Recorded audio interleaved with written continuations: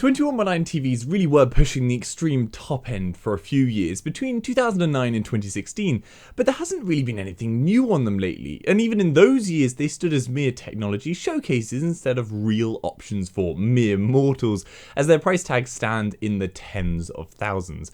Yeah, even a hefty Black Friday discount wasn't making any of them possible to buy. But regardless, I still hope and believe that with the rise in ultra-wide PC monitors, that ultra-wide TVs will make a real, genuine breakthrough in the future. How soon, I wouldn't even like to guess, but we have seen some developments in different areas that do altogether make the likelihood of them appearing not a whim.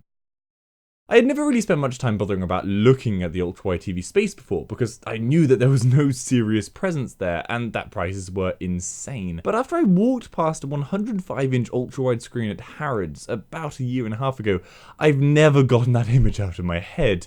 I was beyond blown away by it. So I thought it would be fun to have a look at the past few years' TVs that have attempted to make, well, really movie watching, because they aren't designed with gaming response times, for example, in mind, the most epic experience possible.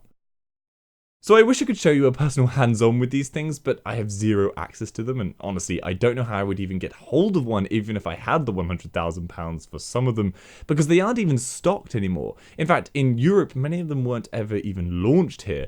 But we'll make do. Let's start with the big ones. The insanely impressive, we all want one right now TVs. And of course, who else would stand at the front of the line than Samsung and LG? They both, presumably using the same panel and their equivalent models, crafted these insane 105-inch 5120 by 2160 ultra-wide curved TVs. It was one of these that I saw at Harrods that one time. They released back in 2014 and still stand as the most epic ultra-wide screens ever produced. Disappointing, really, that it's been nearly half a decade later and we still haven't topped them, telling of how niche our market has been and still is.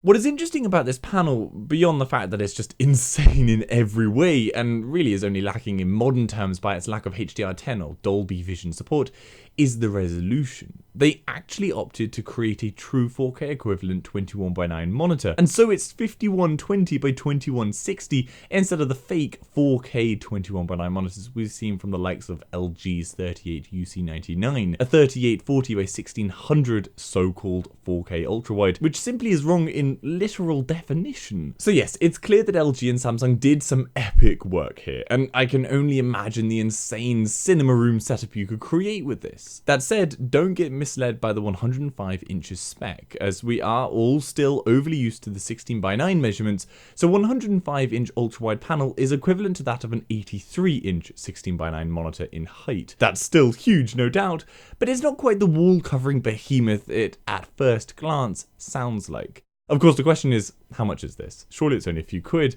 Well, the Samsung variant retailed for $120,000.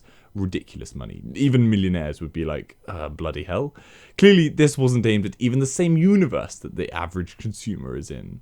And the LG variant appears to have been around the $100,000 mark, so clearly big savings if you went with LG. On a side note, if you've been following tech closely for a few years, you probably remember that screen Samsung was bending all over the place dynamically live in front of people. Well, it was actually the 105-inch 21:9 display that they were doing it to. This was back in the heyday of curved TVs, and it was a way of pumping up interest in the format, and it was very cool to see. Okay, so let's drop down a long way to the very small smattering of alternative ultrawide TVs. This is a very different side to the 21:9 TV market. Gone are the sexy curves and sleek designs of Samsung and LG's products, and instead here are a few pretty clunky looking products. Philips and Vizio really being the only other options. They both created 58-inch ultrawide TVs, however they're pretty small size, big plastic bezels, and generally lacking beauty to their designs, alongside a crazy price tag of, at launch, over $2,000, made them pretty uninspiring stuff. I mean, at the time, you could get a much larger 16:9 TV with much better specs for a lower price, and it would have had a bigger 21:9 image than the ultrawide TV could have. They really made no sense. And unfortunately, this is kind of it when it comes to ultrawide TVs. Obviously, the first thing is a 21:9 user base needs to be built up in far larger numbers than we currently stand. We are growing, but until we have significantly larger numbers, TVs aren't going to start appearing properly.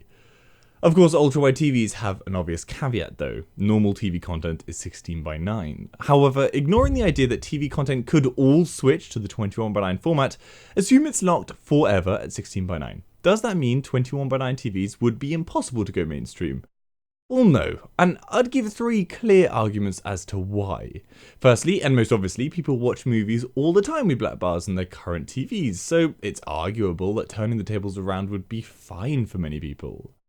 The next argument is that many people do have multiple TVs in their home, and so I could see a future where 16:9 and 21:9 TVs are mutually exclusive. You buy a 21:9 monitor for your main sitting room and 16:9 ones for the other rooms where you're rarely going to be watching a movie, and it's more likely you have the news or sport in the background. My third, and I'd probably say my strongest argument, is for that extra space to be used for something else. You could put another channel on in that space, or show the list of channels, or have the internet displayed from your tablet or phone. Microsoft has long been trying to push the idea that you could do more than just a single thing on a screen, and a 21:9 panel would give that extra space without intruding on the 16:9 content being displayed. Of course, with technology moving forward, maybe this question of having ultra-wide TVs become a mainstay might actually be pointless, as we could end up with a whole new way of consuming or displaying content. Also, we may, and actually this would be the best option, move to a world where displays are dynamic. They move to fit the type of content being shown. The perfect real-world example of this obviously being the Samsung prototype from 2016. This way you would never need to worry about black bars ever again. Anyway, yeah, it's an interesting time for 21:9, and I really hope that we do see some seriously big ultra-wide TVs, and of course monitors, appear soon, because whilst the 38-inch Dell monitor is decently sized, it's the largest ultra-wide we have, and it pales in comparison to the 16:9 market. So yeah, let me know what you guys think. Would you buy one, or do you not really see the point in one of these? Do you think they'll ever make another one? Let me know down in the comments below. And of course, whilst we wait for the ultra-wide TVs, for anything else 21:9 for your PC monitor, be sure to head over to my channel page or the WAF website, and I'm sure there'll be something of interest there. See you later.